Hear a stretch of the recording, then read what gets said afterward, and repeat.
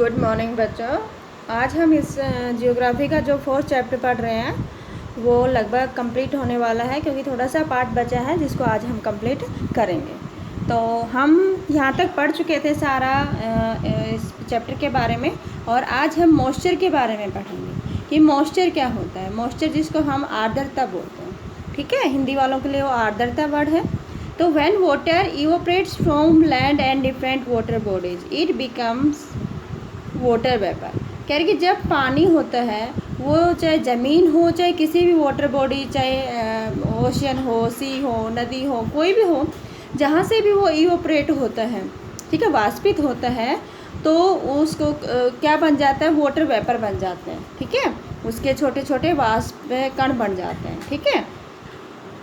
Moisture in air at any time is known as humidity. जब भी हवा में मॉइस्चर होता है किसी भी समय, तो उस दिन को हम क्या बोलते हैं, ह्यूमिडिटी बोलते हैं। उसको क्या बोलते हैं हम, humidity.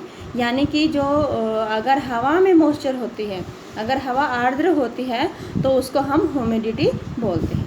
When the air is full of water vapour we call it humid. जिस दिन हवा में बहुत सारा वाटर वेपर होता है, तो उस दिन को हम क्या बोलते हैं, ह्यूमिड डे बोलते हैं। ठीक है, जिस दिन बहुत ज़्यादा गर्मी होती है, हवा भी नहीं चल रही होती है और पसीने भी नहीं सूखते हैं, ठीक है, तो उस दिन को हम बोलते हैं ह्यूमिड डे। जैसे आजकल जो मौसम चल रहा है हमारा, तो ये ह्यूमिड डे का ही मौसम है, ठीक है। As the air gets warmer it capacity to hold the water vapour increase and so it becomes more and more humid.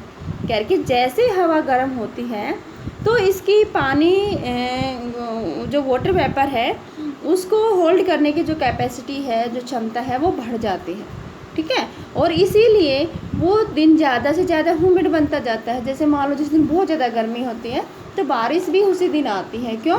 क्योंकि हवा गर्म होती है, वो ज़्यादा क्या करती है, मॉइस्चर को होल्ड करती है, और इसीलिए वहाँ उस दिन बारिश होती है, ठीक है। अब है कि on a humid day clothes take longer to dry. उस दिन कपड़े सूखने में ज़्यादा टाइम लगता है। Sweat from our body does not evaporate easily. और हमारे पसीने होते हैं बॉडी के, वो भी जल्दी से नहीं सूखते हैं। Making us feel very uncomfortable. और वो हमें बहुत ही अनकम्फर्टेबल बना देते, महसूस करवाते हैं, ठीक है। जो आजकल का जो मौसम है वो कैसा है, ह्यूमिड ही मौसम है, ठीक है। When the water vapour rise, जैसे जैसे वाटर वेपर बढ़ता है, इट स्टार्ट कूलिंग। जैसे जैसे ऊपर की तरफ जाते हैं वाटर वेपर, तो वो ठंडा होना शुरू हो जाते हैं, क्योंकि हमारे जैसे हम ऊपर जाएंगे टेम्परेचर हमेशा गिरना शुरू कर देता है। तो टेम्परेचर गिरेगा तो वाटर वेपर क्या हो जाएंगे, ठंडा होना शुरू हो जाएंगे। The water vapour condensation causing formation of droplet of water. और जो वाटर वेपर है वो कंडेंसेस के कारण वो किस में, ड्रॉपलेट में बदल जाते हैं, ठीक है। जब वाटर वेपर है उसमें कंडेंसेस होता है, तो कंडेंसेस होगा तो क्या होगा, वो ड्रॉपलेट में बदल जाएंगे, यानी बूंद बदल जाएंगे, बारिश की जो बूंदें होती हैं। Cloud are just masses of such water droplets. और इसी तरह से जो बादल हैं वो इसी तरह के जो ड्रॉपलेट्स हैं, जो पानी की जो बूंदें हैं, उनका ही एक संग्रह होता है।